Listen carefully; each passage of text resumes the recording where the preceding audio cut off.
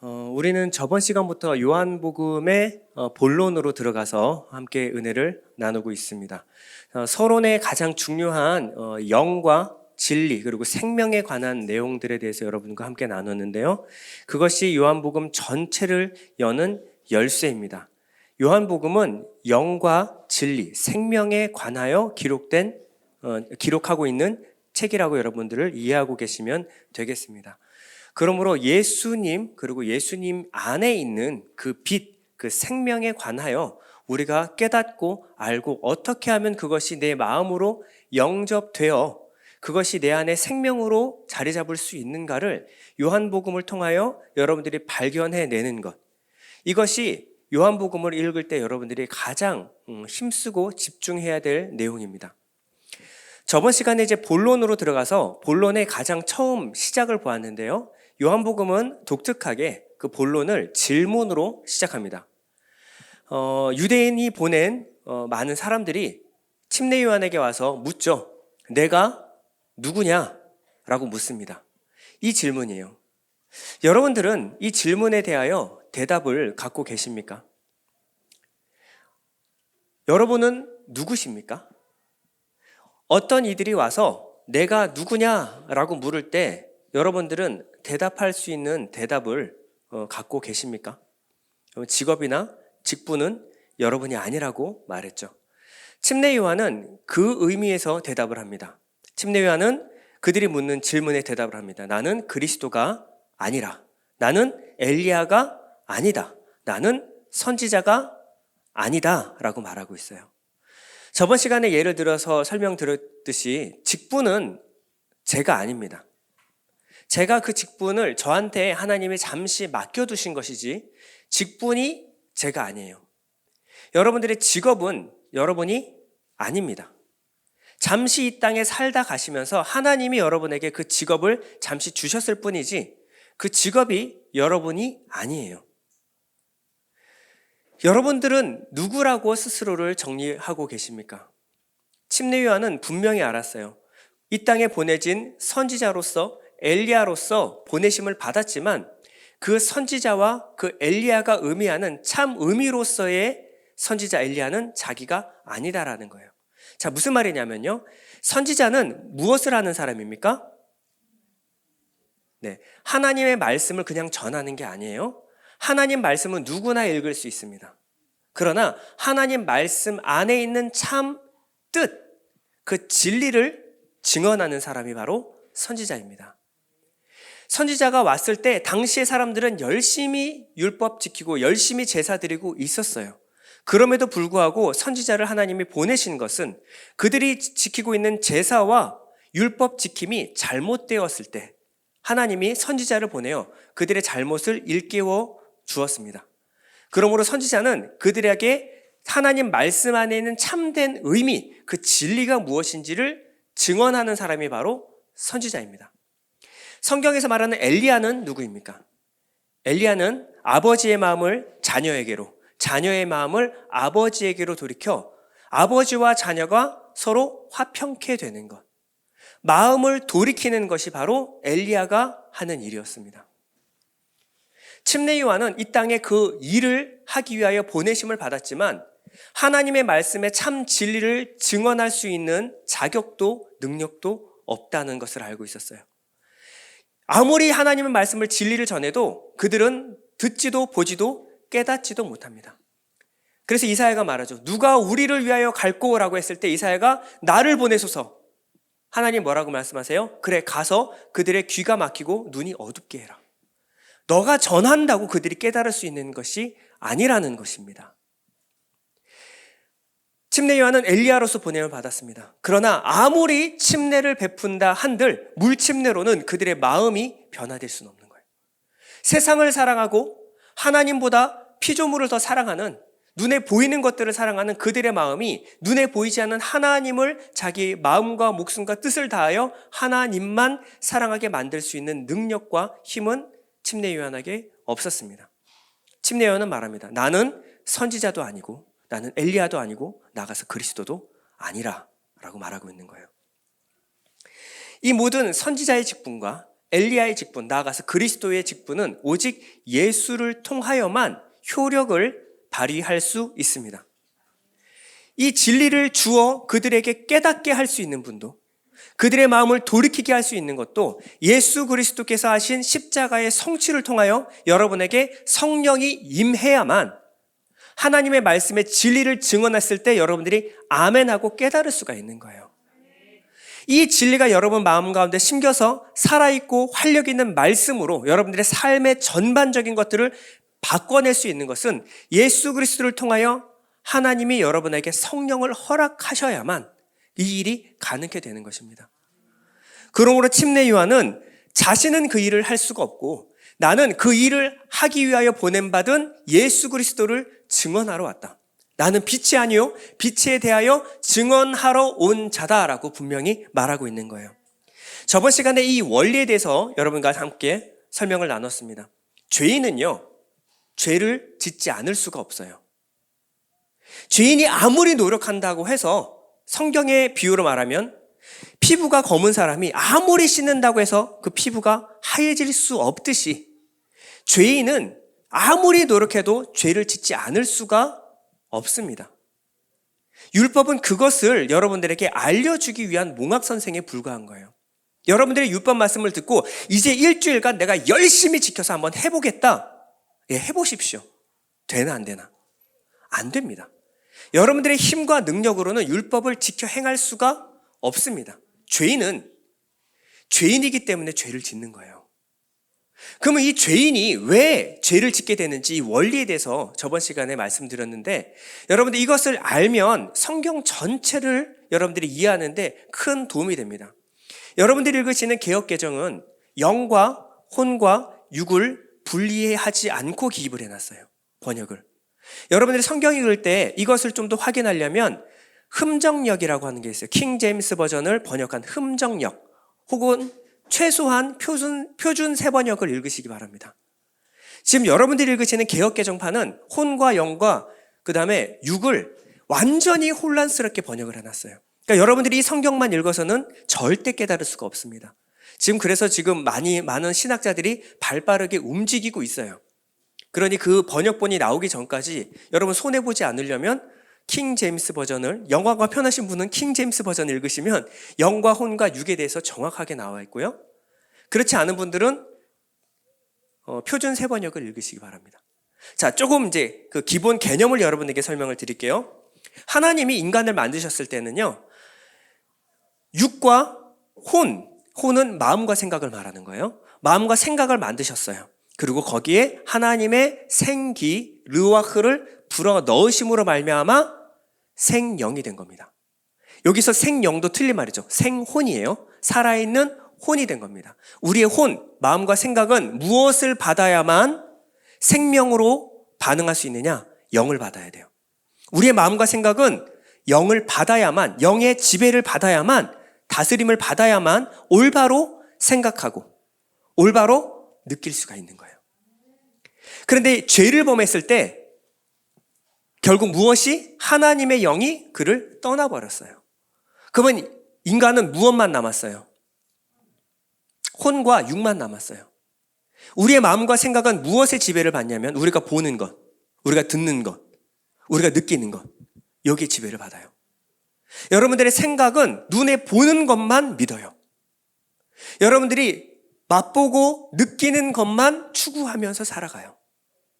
보이지 않는 것을 향해서 여러분들이 투신하는 일은 없습니다. 왜? 보이지가 않으니까. 영적인 것들을 이해할 수가 없으니까. 무엇의 지배를 받아요? 육의 지배를 받는 거예요. 하나님의 영광을 무엇으로 바꾸냐면 피조물, 이 피조물이라고 하는 것은 육이라는 거예요. 육으로 바꿔버리는 거예요. 이 우리가 살아가면서 영적인 것이 아니라 오직 육적인 것들만 추구하면서 살아가는 것. 저 상태는요, 짐승과 다를 바가 하나도 없습니다. 짐승은요, 눈에 보는 것만 믿고요, 느껴지는 것, 육체의 요구만 좇아서 살아가는 거예요. 짐승과 다를 바 없는 삶으로 전락해버린 것입니다. 그런데 하나님이 오셔서 하나님의 빛으로 이에게 비추십니다. 하나님의 모든 일하심, 능력을 비춰요. 이들이 깨닫지 못하더라.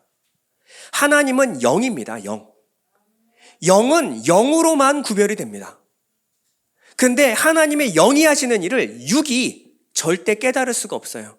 그러니 우리의 마음과 생각이 거기에 반응할 리가 없죠. 예를 한번 들어볼게요. 여기에 펜이 하나 있습니다. 펜이 제가 손을 놓으면 어디로 떨어질까요? 밑으로 떨어져요. 근데 제가 이거를 한 번, 두 번, 세 번, 10번, 20번, 100번, 1000번, 10,000번 떨어뜨리면 이게 한 번쯤은 이게 10만 번 정도 떨어뜨리면 한 번쯤은 미안해서라도 한 번쯤은 이쪽으로 떨어져야 되는데 10만 번 떨어뜨리는데 계속 아래로 떨어져요. 왜 그래요? 중력이, 만유인력의 법칙이 아래에서 끌어당기는 거예요. 자, 이 법칙은 단 한 번도 예외의 경우가 없습니다. 아래로 떨어져요. 사람들은 말해요. 이건 자연의 법칙이다. 자연은 뭐예요? 스스로자, 그러할연, 원래 그래 라는 뜻이에요. 원래 그래. 나비는 나니까 나비야. 그렇지요? 이건 아래로 떨어지는 거야. 원래 그렇게 된 거야. 여러분, 원래 그런 게 어디 있어요? 사람들은 진화를 말하면서 우연히 수십 번, 수천 번, 수만 번 떨어뜨리면 변화가 분명히 일어날 것이라고 얘기하면서 원래 그렇대요. 앞뒤가 안 맞죠. 사람들은 이렇습니다. 하나님이 이대로 만드셨다라는 것을 인정하지 않아요. 모든 것이 하나님의 질서 안에 놓여 있습니다. 공전과 자전의 주기가 정확하지 않으면 우리 지구는 벌써 망해도 망했습니다. 이 인력이라고 하는 것이 정확한 값으로 여러분들을 끌어당기지 않으면 여러분들은 압사하거나 여러분들은 그 모든 장기가 다 터져서 죽을 수밖에 없어요. 근데 이 중력이 끊임없이 신실하게 이 법칙을 따르고 있어요. 누가 그렇게 만드셨어요? 하나님이. 사람들은 원래 그렇다라고 하고 하나님을 인정하지 않아요. 이 모든 만물을 쥐고 움직이시는 하나님의 손을 보지 못하기 때문에 그래요. 모든 만물의 하나님의 말씀으로 지어진 줄 우리가 안다라고 말했죠. 모든 만물이 하나님의 영광을 드러내고 있다라고 말하죠. 근데 사람들은 거기서 하나님을 빼버립니다. 원래 그래. 원래 자연이란 원래 그런 거야. 하나님을 깨닫지 못하는 지경에 놓였어요. 그런데 하나님께서 이자에게 하나님의 영을 다시 불어넣으세요. 그러면 육의 지배받았던 혼이 무엇의 지배를 받게 되냐면 영의 지배를 받게 됩니다. 우리의 마음과 생각을 누가? 성령께서 주장하세요. 여러분들이 마땅히 생각해야 될 것, 마땅히 느껴야 될 것, 마땅히 말할 것을 누가? 성령께서 깨닫게 하시는 거예요. 그러면 하나님의 영이 하시는 일을 여러분들이 이해하기 시작하는 겁니다. 이자에게 하나님이 하나님의 빛을 비추시면요, 이자가 어떻게 반응할까요? 하나님이 하시는 일, 그 영적인 일들을 분별하여 하나님이 하셨습니다. 이게 뭐예요? 찬양이에요. 하나님의 행하신 일, 아무 자격 없는 우리에게 돈을 받은 것도 아니에요. 모든 만물, 하나님이 이 생명을 유지케 하시고 우리에게 호흡할 수 있는 공기를 허락하시는 것은 돈을 받고 어떤 우리가 뭘 잘해서가 아니라 은혜로 주시는 겁니다. 이 모든 것을 우리에게 값없이 주시는 하나님의 은혜를 깨달으면 하나님께 감사와 찬양과 영광을 돌릴 수밖에 없어요. 여러분, 이 존재가 존재로 변화되는 것입니다. 그냥 되는 건 없어요. 우연히 되는 건 없습니다. 이 모든 것을 미세 조정하시는 하나님께서, 모든 것을 주관하신 하나님께서 내게 그렇게 하신 거예요. 그러면 내가 한 거는 아무것도 없습니다. 나는 그저 하나님이 하게 하신 것을 따라 눈앞에 있는, 그냥 코앞에 있는 일을 따라갈 뿐이에요. 나를 누구보다 잘 아신 하나님께서 내 마음이 어디에 움직이는지를 누가 잘 아실까요? 하나님이 아세요. 그럼 나를 어떻게 설득하실지는 하나님이 아시죠. 제가 이 길 갈 줄 알았으면 벌써 도망갔겠죠. 100번 도망갔을 겁니다. 도망가는 저를 설득하여 다시 끌어오신 분이 하나님이에요. 저를 너무 잘 아세요. 너무 잘 아세요. 그래서 요만큼 한 걸음, 한 걸음, 한 걸음, 그래서 여기까지 인도하신 분이 하나님이에요. 제가 뭐 대단한 하나님의 영광을 보고 하나님께 영광, 그런 게 아니라 제 이익만 보고 제가 좋은 것만 따라간 거예요. 그러다 보니 눈 떠보니까 여기예요. 하나님이 눈을 열어 더 좋은 것을 보게 하신 겁니다. 저는 이기적이어서 더 좋은 것을 쫓아왔는데 결국 여기까지 오게 된 거예요. 누가 하신 거예요? 하나님이 하셨어요. 여러분, 그러면 이것을 보는 사람들은 결과적으로 눈에 보이는 사람을 믿지 않아요. 눈에 보이는 사람에게 영광 돌리지 않습니다. 다 죄인, 똑같은 수준이에요. 거기서 거기. 그런데 그 사람을 거기까지 인도하신 하나님의 보이지 않는 손을 보는 거예요. 뭘 보냐면 영을 보는 겁니다. 영적인 일을 분별하는 거예요. 여러분, 제가 아무리 진리의 말을 여러분들에게 대언해도 여러분 마음은 움직이지 않아요. 영이 없는 사람에게는 영적인 이야기를 하면 그것만큼 지겨운 일이 없어요. 도대체 무슨 소리야? 이런 얘기를 할 거예요. 근데 이것을 깨달은 사람에겐 육적인 얘기를 하면요, 우리가 이렇게 하면 이렇게 될 것입니다. 여러분, 그 원리가 통해요? 각자 여러분들의 삶의 현장은 다 달라요. 거기에 똑같은 값을 대입하면 똑같은 결과값이 나옵니까? 안 나와요. 안 나옵니다. 문제는 영이에요. 하나님이 하시느냐 하지 않으시냐지 육적인 일보다 영에 달려있다는 것을 알아요. 사람이 인생을 계획할지라도 그 일을 이루시는 분은 누구예요? 하나님께 달렸어요.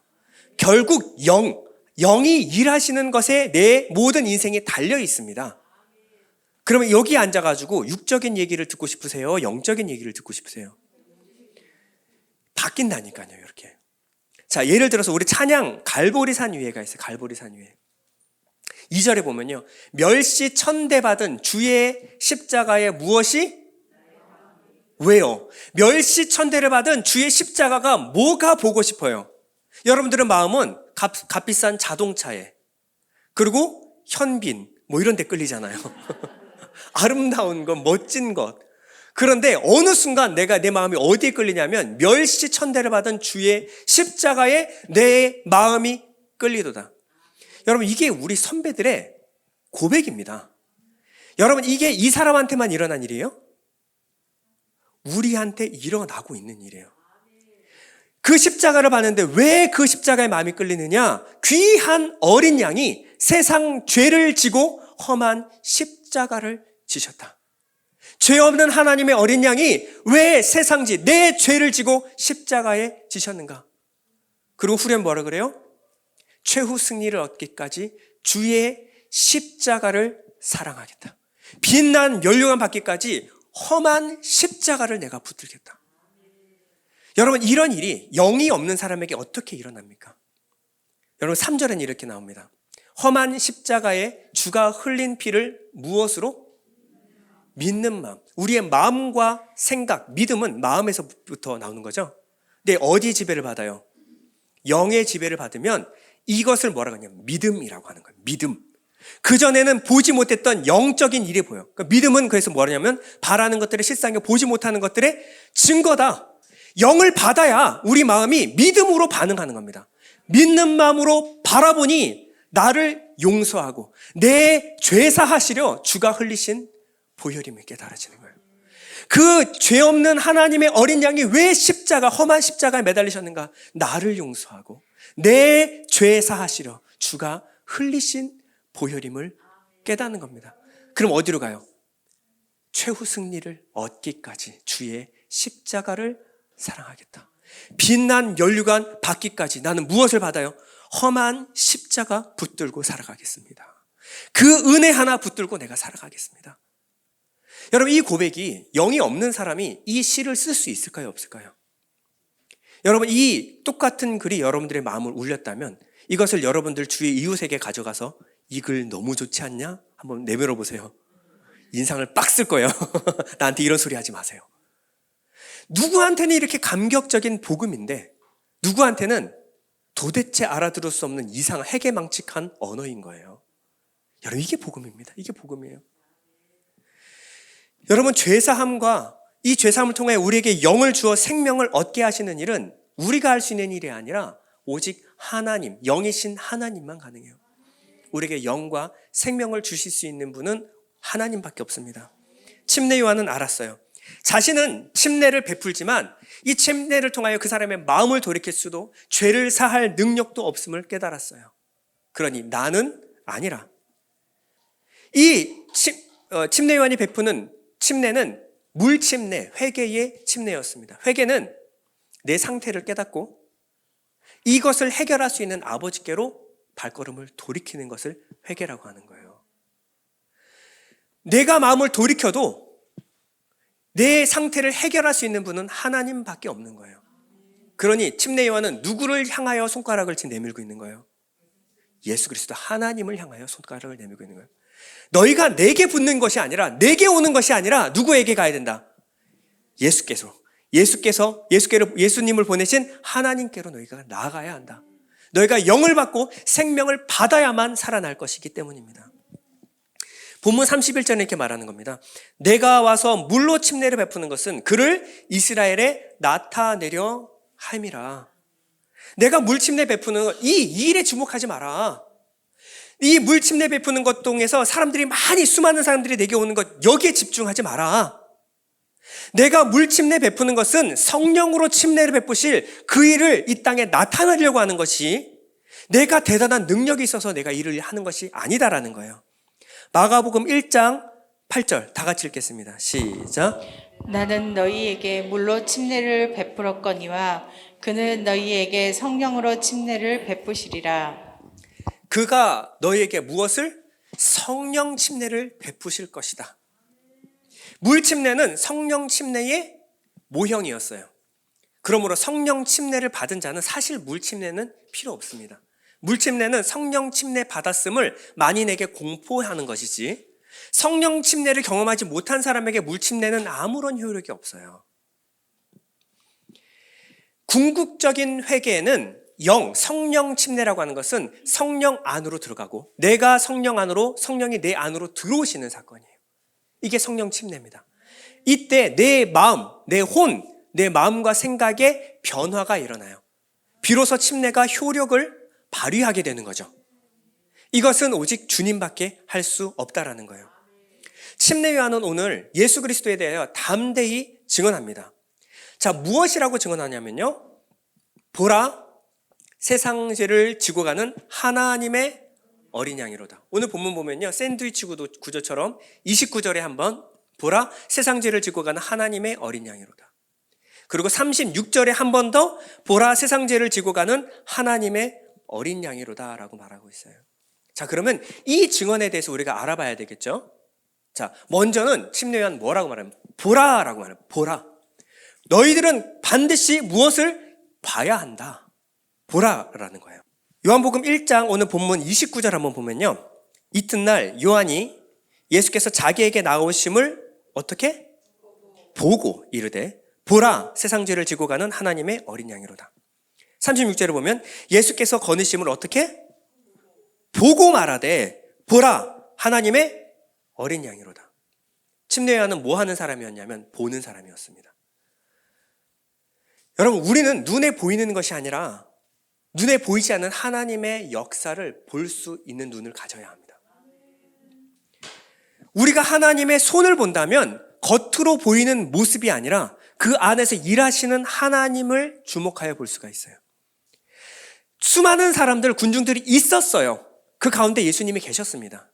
그런데 그들은 예수님을 볼 수 없었어요.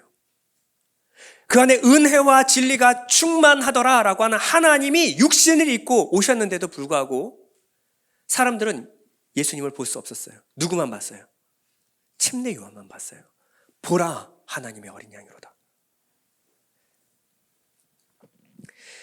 요한은 이렇게 간증을 합니다. 33절에 보면요, 나도 그를 알지 못하였으나, 나도 그를 전에는 알지 못하였으나 나를 보내어 물로 침례를 베풀라 하신 그이가 나에게 말씀하시되. 그이가 누구예요?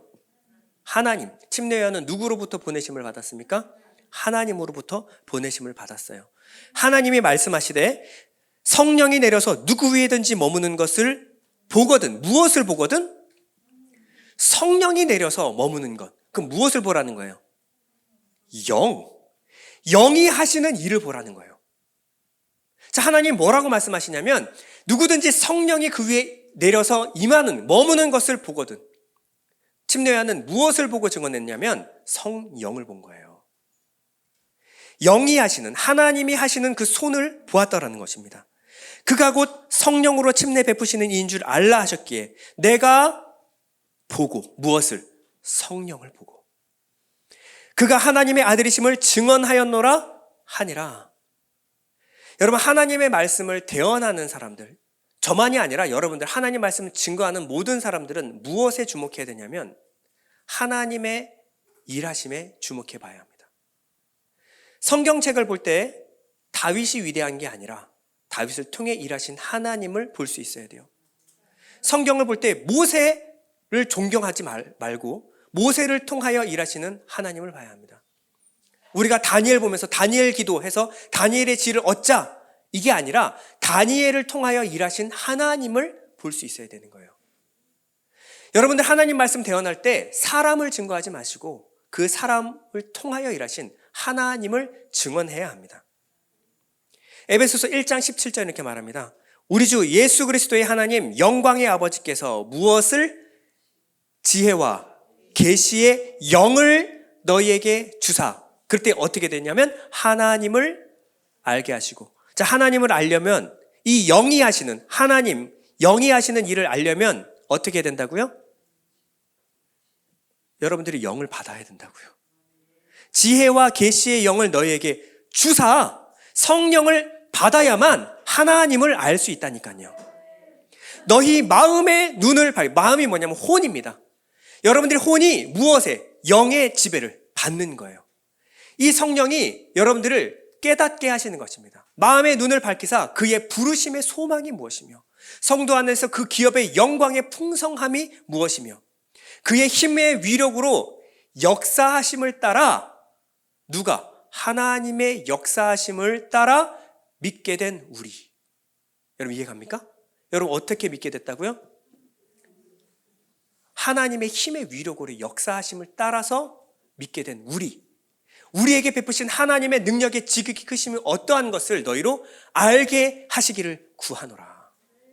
바울은 뭘 구했냐면 하나님, 이 에베소의 교회가 성령을 받아 하나님을 알게 하여 주옵소서. 여러분 저도 간곡하게 기도하고 있습니다. 성령을 받아 하나님의 말씀이 깨달아지는 일이 일어나길 축복드립니다. 영을 받지 못한 사람들은 하나님을 보지 못해요. 1장 38절에 보면요, 침례 요한의 제자가 예수님을 따릅니다. 보라 하나님의 어린 양이로다. 2번이나 자기의 스승이 얘기를 하니까 그 예수님을 쫓아요. 예수께서 돌이켜 그 따르는 것을 보시고 물어 이르시되 무엇을 구하느냐. 이르되 랍비여 어디 계시오니까 하니. 랍비는 번역하면 선생이라. 자, 주석까지 달아놨죠. 자, 뭐냐면 예수님을 따라요. 근데 누군지도 몰라요. 하나님의 어린 양이 무슨 의미인지를 전혀 몰라요. 그리고 그걸 뭐라고 부르냐면 랍비요, 선생님, 내게 가르침을 줄 선생님. 여러분 가르침은 왜 필요할까요? 더 나은 삶을 위하여, 문제 해결을 위하여. 내가 무엇을 몰라서 이것만 알면 이 문제에서 벗어날 수 있다고 믿는 거예요. 내가 잘 몰라서 세상을 손해보고 살아갈 때 선생님이 와서, 훌륭한 스승이 와서 나를 내게 가르침을 받으면 나는 지금보다 훨씬 더 윤택한 삶을 살 수 있다. 그래서 여러분들이 그렇게 좋은 대학 보내려고 그러는 거 아닙니까, 자식들? 그렇죠? 선생이라고 생각하면 선생, 내게 가르침을 주십시오. 근데 눈앞에 있는 선생님한테 뭐라고 하냐면 어디 계시오니까. 자, 요한은 이들을 뭐라고 지금 표현하고 있냐면 소경으로 말하고 있는 거예요. 선생님 어디 계십니까? 이 얘기를 하고 있는 거예요. 되게 우스꽝스러운 풍자를 쓰고 있는 겁니다. 왜? 앞에 빛이 어둠에 비치되 어둠이 깨닫지 못하더라. 이거 설명하고 있는 거예요. 이 상태가 뭐냐면 예수님이 눈앞에 있는데도 예수님이 누구신지를 전혀 모르는 상태. 이게 영을 받지 못하는 상태라는 거예요. 요한복음을 보면요, 7가지의 표적이 나옵니다. 가왕사모 물소나, 가나의 혼인잔치부터 나사로를 무덤에서 살리시는 사건까지. 이것은 예수님의 초능력을 과시하는 사건이 아니에요.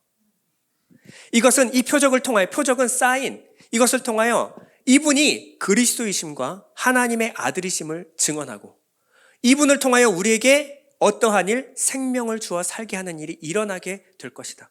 예수님을 통하여 어떠한 일이 일어나게 될 것인지를 설명하는 사건이 뭐냐면 표적이에요. 7가지 표적.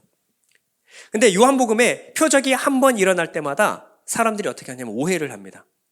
여러분 다 아시는 오병이어의 사건. 오병이어를 일으켰더니 어떻게 돼요? 그들이 예수님을 따르기 시작해요. 왜 따라요? 떡 달라고. 어저께 저녁에는 우리 오병이어를 주셨는데 오늘은 메뉴가 뭐죠? 이렇게 따르는 거예요. 오늘은 뭘로 우리를 먹이실 겁니까? 이렇게 따르는 거예요. 예수님이 그 다음에 뭐라고 하냐면 강화를 시작했어요. 강화는 뭐냐? 앞에 오해를, 이 사건은 무슨 의미가 있는지를, 나는 하늘로부터 내려오는 살아있는 떡이다. 생명의 떡이다. 나를 먹어야 살지. 이 얘기를. 근데 이건 너무 어려우니 다 떠나버려요. 요한복음은 계속 이 사건이에요. 표적과 오해, 강화. 표적과 오해, 강화. 예수님이 아무리 뭘 보여줘도 사람들을 깨닫지 못하더라. 예수님이 설명해 줬더니 떠나가고. 이 사건이에요. 이게 요한복음입니다. 요한복음 14장 10절에 이렇게 말합니다. 내가 아버지 안에 거하고 아버지는 내 안에 계신 것을 내가 믿지 아니하느냐? 내가 너희에게 이른 말은 스스로 하는 것이 아니라 아버지께서 내 안에 계셔서 영이에요. 영. 그 일을 하시는 것이라. 뭘 못 보는 거냐면 하나님 그 영을 못 보는 거예요. 너는 어떻게 눈에 보이는 나 육체인 예수만 주목하여 보느냐? 예수 그리스도의 그 초능력만 주목하여 보느냐? 그게 아니라 예수님 안에서 일하시는 하나님을 봐야지. 내 안에 거하셔서 내 그 일을 행하시는 분은 하나님이시다. 내가 아버지 안에 거하고 아버지께서 내 안에 계심을 믿으라. 도저히 못 믿겠으면, 영이 없어서 못 믿겠으면 그렇지 못하겠거든. 행하는 그 일로 말미암아 나를 믿으라. 표적을 보고 제발 날 믿어라. 예수님의 답답한 마음이 느껴지십니까? 소경이에요. 내 하는 일을 보고도 믿지 못하면 어떻게 해요? 그 표적을 보고도 오해하는 이 예수님이 그들이 와서 랍비여 선생님 어디 계십니까? 그럴 때 예수님이 그들의 눈을 어떻게 개안하여 주시는지 한번 보겠습니다. 39절부터 41절 여러분 다 같이 읽어보겠습니다. 시작. 예수께서 이르시되 와서 보라. 그러므로 그들이 가서 계신 데를 보고 그날 함께 거하니 때가 10시쯤 되었더라. 요한의 말을 듣고 예수를 따르는 두 사람 중에 하나는 시몬 베드로의 형제 안드레라. 그가 먼저 자기의 형제 시몬을 찾아 말하되 우리가 메시아를 만났다 하고, 메시아는 번역하면 그리스도라. 앞에는 랍비는 번역하면 선생이라. 뒤에 이들이 어떻게 바뀌었냐면 메시아를 만났다. 메시아는 번역하면 그리스도, 구원자. 이들이 어떻게 바뀌었을까요? 예수님이 와서 보라라고 하고, 이때가 시간이 몇 시라고 그래요? 여기는 10시쯤. 목사님이 시간 계산하는 법 가르쳐 주셨죠? 몇 시간 더 하면 돼요? 6시간 더 하면 돼요. 그러면 몇 시? 4시. 이제 해가 저물 무렵. 밤이 되고 낮이 되니 이거예요. 예수님이 그들과 어떻게 하냐면 함께 거하니라고 나와 있어요. 함께 거하니. 세 번째 줄에 있죠. 그날 함께 거하니 때가 10시쯤 되었더라. 그리고 나서 이들이 어떻게 되냐면 우리가 메시아를 만났다. 그들의 눈이 떠진 거예요. 요한복음 1장 4절입니다. 말씀이 육신이 되어 우리 가운데 어떻게 하며? 거하심에. 우리가 그의 영광을 보니 아버지의 독생자의 영광이요. 은혜와 진리가 충만하더라. 어떻게 하면 우리가 예수 그리스도가 하나님이심, 그 안에 있는 은혜와 진리가 충만한 예수를 알 수 있을까요? 예수께서 여러분 마음 가운데 거하면, 예수님이 여러분 마음 가운데 오셔서 거하면 여러분들이 그 예수 그리스도를 알게 되는 거예요. 내 밖에서 예수님을 아무리 들여다봐도 몰라요. 근데 그 말씀이 여러분 마음 가운데 거하면, 그러면 여러분들이 예수님을 주라, 그리스도라 시인할 수 있는 것입니다. 이게 보라예요. 두 번째, 하나님의 어린 양이로다 라고 했어요. 하나님의 어린 양. 하나님의 어린 양의 뜻이 뭘까요? 왜 수많은 수식어를 두고 메시아, 그리스도, 다윗의 자손 여러 가지 수식어가 있는데 왜 침례 요한은 예수님을 하나님의 어린 양이로다 라고 말했을까요?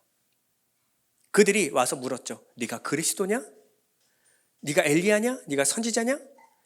이 그리스도와 엘리야와 선지자의 직분을 무엇으로 하냐면 침례를 베풀 자격으로 하는 거예요. 무언가 대단한 직분, 권위로 하는 겁니다. 예수님께서 이 땅에 오신 이유는 섬김을 받으러 오신 분이 아닙니다. 예수님은 여러분에게 섬김이 필요한 분도 아니에요, 사실. 어디가 불편해서 예수님 업어드려야 되고 손잡아 드려야 되고 길 가르쳐 드려야 되고 이럴 분이 아니에요. 맛있는 거 막 먹여야 되고 이런 분이 아니라고요. 예수님은 하나님이십니다. 사실 돌을 들어 떡덩이도 되게 하실 수 있고요. 오병이어의 사건을 일으킬 수 있는 능력이 많으신 분이에요. 근데 그분이 이 땅에 오신 것은 여러분에게 섬김을 받으러 오신 것이 아니라 그분이 여러분들을 섬기러 오셨어요. 하나님은 여러분들의 섬김이 필요하지 않아요. 하나님은 여러분들에게 영을 주어 하나님을 알게 하시고 거기서 터져나오는 찬양을 받기 원하시지, 여러분들이 어떻게 한다고 해서 하나님이 그것으로 섬김의 대상이 아닙니다. 하나님은 도움이 필요 없어요. 여러분들이 하나님 도움이 필요하시지 하나님은 여러분 도움이 필요 없습니다. 침례 요한은 예수님은 뭐라 그러냐면 세상 죄를 지고 가는 하나님의 어린 양이다. 너희가 알고 있는 메시아, 그 메시아는 이 땅에 왜 왔느냐? 어린 양의 직분을 감당하러 왔다라는 거예요.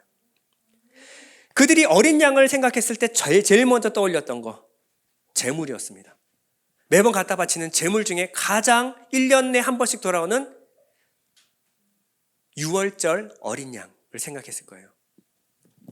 유월절 한번 살펴보면요. 출애굽기 12장 3절 그리고 7절에서 10절 보면요. 3절 보면 너희는 이스라엘 온 회중에게 말하여 이르라 이달 열흘에 너희 각자가 어린 양을 잡을지니 각 가족대로 그 식구를 위하여 어린 양을 취하되 그 피를 양을 먹을 집 좌우 문설주와 임방에 바르고, 여기까지는 잘 아시죠? 여기까지는. 자, 유월절 어린 양은 여러분들이 임방과 문설주에 그 피를 발라서 죽음의 사신이 넘어간다. 여기까지는 아시죠? 그런데 요거는 잘 모르는 것 같아요. 그 밤에 그 고기를 불에 구워 무교병과 쓴나물과 어울러 먹되 날것으로나 물에 삶아서 먹지 말고 머리와 다리와 내장을 불에 구워 먹고 아침까지 남겨두지 말며 아침까지 남은 것을 곧 불사르라. 지금도 유월절을 유대인들은 지킵니다. 그들은 유월절 어린 양의 피를 문설주와 임방에 바를까요? 안 바를까요? 지금은 안 바르겠죠. 유월절을 지킬 때 그들이 하는 것은 먹는 겁니다. 먹는 거를 지켜요. 그러니까 우리는 피를 바르는 것만 늘 생각을 해요. 근데 중요한 것은 먹는 거예요. 먹는 게 어떤 의미가 있죠? 이 양을 죽여서 피를 갖다 바르면 도구라고 하는 겁니다. 도구. 내가 죽음을 면하기 위해서 피를 발라서 그냥 갖다 우슬초로 그냥 바르면 돼요. 그러면 양은 죽고 나는 사는 거죠. 근데 계속해서 강조하는 건 뭐냐면 이 양을 먹어라. 이 양의 죽음이 누구의 죽음이다? 나의 죽음이 되고 내가 죽어야 될 그 죽음이 양의 죽음이 돼요. 자, 다시 한번. 양의 죽음이 내 죽음, 내 죽음이 양의 죽음이 되는 거예요. 갈라디아서 2장 20절에 보면 내가 그리스도와 함께 십자가에 못 박혔느니 그런즉 이제는 내가 산 것이 아니요 오직 내 안에 그리스도께서 사신 것이라. 이 양의 죽음이 내 죽음이 돼야 돼요. 그리고 내 죽음이 양의 죽음이 돼야 됩니다. 함께 죽은 거예요. 이럴 때 죽음의 사신이 와서 무엇을? 이는 죽음의 대가가 이미 치러졌다를 보고 죽음이 넘어가는 것입니다. 이게 패스오버예요. 유월절. 여러분들은 예수 그리스도를 죽여서 내가 산다라고 생각하면 안 됩니다. 예수님의 죽음과 내 죽음이 연합이 돼야 돼요. 이게 중요한 거예요. 출애굽기 12장 13절 이렇게 나오면 내가 애굽을 칠 때에 그 피가 너희 사는 집에 있어서 너희를 위하여 표적이 될지라. 내가 피를 볼 때에 너희를 넘어가리니 재앙이 너에게 내려 멸하지 아니하리라. 그러면 이 피는 무엇을 나타내냐면 내가 양의 죽음이 내 죽음이 되고 내 죽음이 양의 죽음이 되었습니다라는 표로 붙이는 겁니다. 이걸 지금 무당들은 빨간색으로 써가지고 여러분 임방 이런 데 붙이죠? 문설주에. 이거 흉내내는 거예요. 그러니까 하나님의 말씀에서 다 시작됐는데 오면서 다 왜곡되고 뒤틀어져서 이 꼴이 나는 겁니다. 그럼 귀신이 막 넘어간다 그러죠? 예, 요거 흉내 내는 거예요. 올바른 의미를 알아야 됩니다. 그냥 거 붙인다고 되는 게 아니라 내가 예수의 죽음과 연합하여 하나가 되었습니다라는 표로 그 피를 붙이는 거예요. 근데 이 표를 보면 죽음이 넘어가게 되는 이 원리를 에스겔서에서 한 번 더 설명을 합니다. 에스겔서 9장 4절이에요. 여호와께서 이르시되 너는 예루살렘 성읍 중에 순행하여 그 가운데서 행하는 모든 가증한 일로 말미암아 탄식하며 우는 자의 이마에 표를 그리라. 표를 그리라 라고 나왔어요. 표. 누구의 이마에? 예루살렘 성읍의 가증한 일, 죄악 가운데 있는, 죄악 가운데 살아가는 그들의 삶을 보고 탄식하며 우는 자. 죄의 삭은 사망입니다. 그것을 깨달아 아는 사람, 거기서 축제 벌리면 노는 사람들 말고 여전히 세상에 정신 팔려가지고 세상이 너무 재밌어. 이런 사람 말고 하나님, 내가 이제 그 삶을 그쳤습니다. 나는 이렇게 살고 싶지 않습니다. 그런데 여전히 내 육신이 연약하여 내 혼이 육의 지배를 받고 있어요. 그래서 탄식하며 우는 자의 이마에 무엇을? 표를 그리라 라고 나왔어요. 저번에 계시록 우리 하면서 표, 666 하면서 표 설명드렸죠. 타부입니다. 타부. 타부를 파장하면 뭐냐면 십자가의 바부는 못 박힌 사람을 말하는 거예요. 예전부터 이 표시는 무엇이냐면 십자가 표시였어요. 여러분들이 이마에 무엇을 표를 그리라고 할 때 무엇을 그리냐면 십자가를 그리는 거예요. 뭐냐면 죽었다라는 거예요. 이 사람은 이미 무언가 대속을 받았다. 이 사람을 위하여 무언가 죽었다. 표를 그리라. 이 사람 이마에 표를 받은 사람들이 어떻게 되는지 한번 보세요. 에스겔서 9장 6절 늙은 자와 젊은 자와 처녀와 어린아이와 여자를 다 죽이되 남녀노소 착하고 들착하고 구별 없이 다 죽이라는 거예요. 이마에 표 있는 자에게는 가까이 하지 말라. 내 성소에서 시작할지니라. 이마에 표 있는 사람만. 착한 사람은 살려두라? 그런 거 없어요. 표 있으면 살리고 아니면 다 죽여라. 이게 하나님의 심판의 기준입니다. 여러분들 이마에 뭐가 있는지, 십자가의 그 죽음, 대속의 죽음의 흔적이 남아있는지를 보는 거예요. 이것을 신약에 와서 조금 더 구체적으로 계시록에서 설명해 주는데요. 계시록 14장 1절 또 내가 보니 보라 어린 양이 시온산에 섰고 그와 함께 14만 4천이 있는데 이 14만 4천이 뭐예요? 구약의 12지파, 신약의 12사도 곱하기 완전수. 그래서 구약과 신약의 구원받은 모든 무리를 상징하는 것이 14만 4천입니다. 구원받은 모든 수가 서 있는데 그들의 이마에 무엇이 있냐면 어린 양의 이름과 그 아버지의 이름을 쓴 것이 있더라. 자, 이 표가 무엇이냐면 어린 양의 이름과 그 아버지 하나님의 이름을 쓴 것이 있더라는 거예요. 자, 구원받은 자의 이마에는 뭐가 있다고요? 어린 양의 이름과 그 아버지의 이름을 쓴 것이 있어요. 자, 옆 사람 한번 돌아보시기 바랍니다. 자, 이마에 이 이름이 있는지 확인을 한번 해보세요. 자, 오늘 화장으로 지우고 오셨죠? 자, 이 이름의 의미가 무엇일까요? 이름. 성경에서 이름 하면요. 아담은 이름 짓는 사람이었어요. 저번에 말씀드렸듯이 목이 기니까 기른이다. 무서우니까 사자다. 그 이름 짓는 게 아니라 하나님이 만드신 피조물의 본질, 그가 무엇을 나타내고자 하는지에 대한 본질을 설명하는, 단 한자로 설명하는 것이 바로 이름이었습니다. 그래서 모세가 무엇부터 뭐냐면 하나님, 당신의 이름이 무엇입니까? 하나님을 이해하기 위해서는 이름을 알아야 돼요. 근데 하나님의 이름은 그 본질과 속성을 다 설명하는 거죠. 하나님의 속성, 성품을 설명하는 것이 뭐냐면 성령입니다. 성령 하나님은 하나님의 성품이에요. 그래서 사랑, 희락, 화평, 오래 참음, 자비, 양선, 충성, 온유, 절제 이 모든 것은 하나님의 속성입니다. 이게 여러분 가운데 임하는 거예요. 이것이 성령 받았다라고 하는 거예요. 이 성령 받았음을 뭐냐면 이름이 여러분에게 새겨진 겁니다. 하나님의 속성이 여러분에게 새겨졌어요. 그러므로 어린 양의 이름, 하나님의 이름이 여러분들 이마에 있다는 것은 성령 받았는가? 이거 보시면 되는 거예요. 여러분이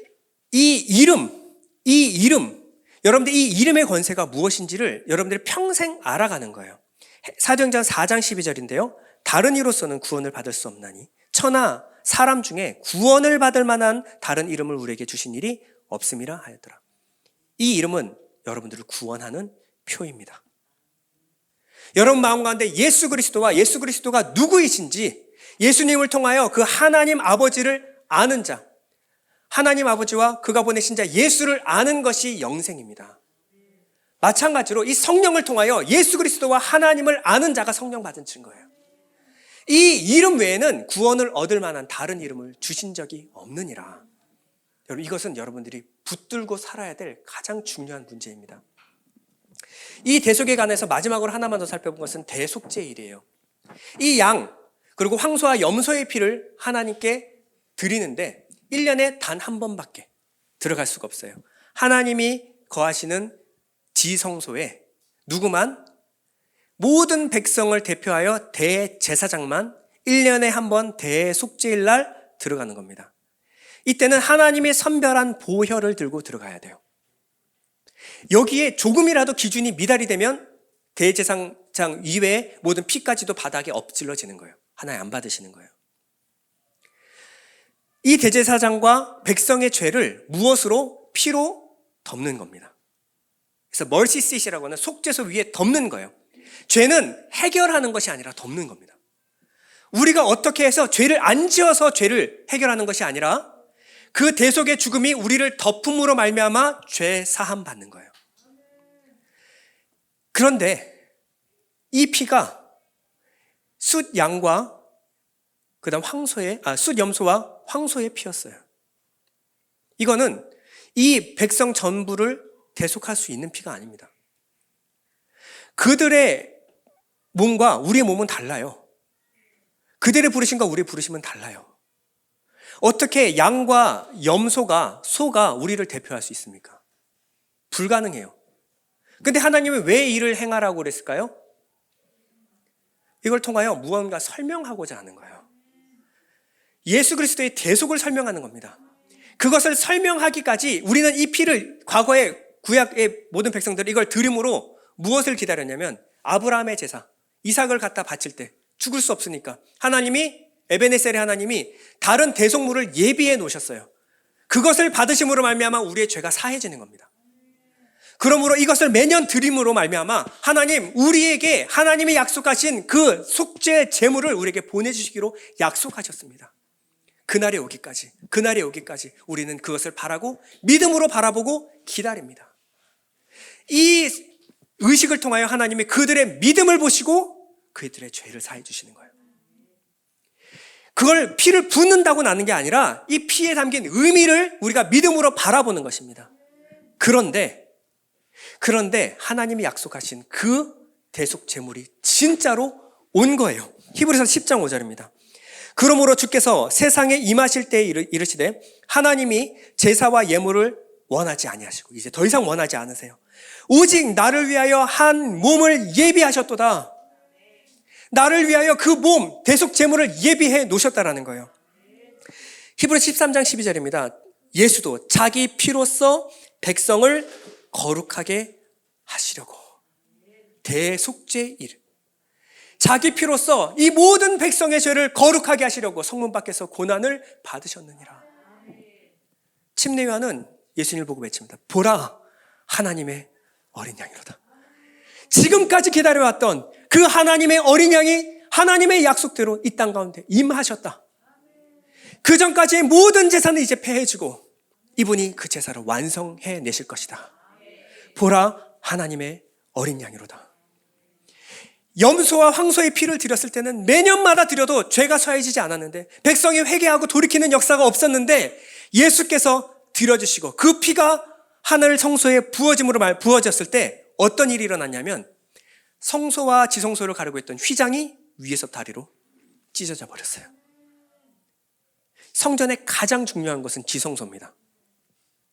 근데 성소와 지성소의 구별이 없어졌다는 것은 이 성전의 용도가 폐기돼 버린 거예요. 지금까지 예수께서 오셔서 이 일을 하기 위하여 기다려졌던 거예요. 성전은 그 날을 위하여 끝없이 까치발을 들고 기다렸던 겁니다. 근데 하늘 성소에서 그것이 실제로 부어진, 이 성전은 하늘 것의 모형이라 그랬죠. 모세에게 줄 때 실제 하나님께 드려지고 이 제사가 영단번의 완전한 제사였음을 하나님이 인정하신 거예요. 그러므로 죄인과 하나님 사이에 막혔던 담이 찢어져 버린 거예요. 내 죄가 사해진 겁니다. 내가 이제 하나님께 나아갈 수 있게 된 거예요. 죄 없는 모습으로 하나님께 나아갈 수 있어요. 무엇을 들고? 어린 양의 피를 들고 예수 그리스도의 피를 힘입어 이제 하나님께 나아가게 된 겁니다. 이제 영이신 하나님을 영광을 볼 수 있게 된 거예요. 내 안에 영이 임한 겁니다. 이 일이 일어나신 사건이 바로 십자가 사건이라는 거예요. 히브리서 10장 19절입니다. 그러므로 형제들아 우리가 예수 피를 힘입어 성소에 들어갈 담력을 얻었나니 그 길은 우리를 위하여 휘장 가운데로 열어놓으신 새로운 살 길이요. 휘장은 곧 그의 육체니라. 새로운 살 길이 열렸어요. 이제 율법은 끝났습니다. 제사는 끝났어요. 다 끝났어요. 이제 새롭게 살 길이 열렸습니다. 무엇이 찢어짐으로? 예수 그리스도의 육체가 찢어짐으로 말미암아. 근데 이 휘장을 뭐라고 설명하냐면 예수님이 요한복음 2장 19절에 예수께서 대답하여 이르시되 너희가 이 성전을 헐라 내가 사흘 동안에 일으키리라. 예수는 성전된 무엇을? 자 보세요. 뭐가 찢어졌냐면 휘장이 찢어졌습니다. 근데 휘장이 찢어졌을 때 하나님 예수님은 뭐라고 하시냐면 이거를 성전이라고 그러는 거예요. 휘장만 찢어진 거 아닙니다. 그 꼬매서 다시 쓰라고 주신 게 아니라 휘장 찢어졌을 때 모든 성막은 다 천으로 만들어져. 다 찢어진 거예요. 끝난 겁니다. 용도 폐기. 지금까지는 예수님이 오시기 전 그림자로서 모형으로서 설명 도구로서 존재했던 것이지 그걸 알고 나면 폐기. 더 이상 그거 보지 마라. 예수 그리스도를 통하여 이제는 구원을 얻습니다. 이제는 염소나 양, 황소가 아니라 예수 피로만 구원을 얻는 거예요. 누가복음 22장 19절은 이렇게 말합니다. 또 떡을 가져 감사기도 하시고 떼어 그들에게 주시며 이르시되 이것은 너희를 위하여 주는 내 몸이라. 너희가 이를 행하여 나를 기념하라 하시고 저녁 먹은 후에 잔도 그와 같이 하여 이르시되 이 잔은 내 피로 세우는 무엇이니? 새 언약이니. 옛 언약, 구약의 율법이 아니라 이제는 새 언약이 발효되고 실효된다. 그 전까지 모든 율법은 여기서 끝! 내가 완성, 다 이루었다. 끝. 그리고 이후부터는 새 언약을 위하여 내가 붓는 것이다. 하나님 성소에 무엇이? 예수가 피가 부어졌어요. 무엇을? 새 언약이 이제 시작된다. 요한복음 6장 56절에 이렇게 말합니다. 내 살을 먹고 내 피를 마시는 자는 내 안에 거하고 나도 그의 안에 거하나니 살아계신 아버지께서 나를 보내심에 내가 아버지로 말미암아 사는 것 같이 나를 먹는 그 사람도 나로 말미암아 살리라. 자, 새 언약에 들어간 사람들의 특징이 있습니다. 누가 예수께서 내 안에 그 어린 양을 먹은 자는 그 피를 마신 자는 예수가 내 안에 내가 예수 안에 들어가요. 그러면 그가 어떻게 사냐면 예수께서 눈에 보이는 예수 안에서 일하시는 하나님으로 인해 사셨던 것처럼 여러분들은 예수로 인해 하나님의 말씀으로 사는 자가 되는 겁니다. 여러분 하나님의 말씀이 예수께서 여러분 안에 영접되셨습니까? 증상이 뭘까요? 말씀 없이는 못 살아요. 예수께서 하나님 없이는 단 하나도 아무것도 할 수 없었던 것처럼 너희는 나를 떠나서는 아무것도 할 수 없습니다. 예수 말씀 없이는 못 사는 자가 그 증상이라는 거예요.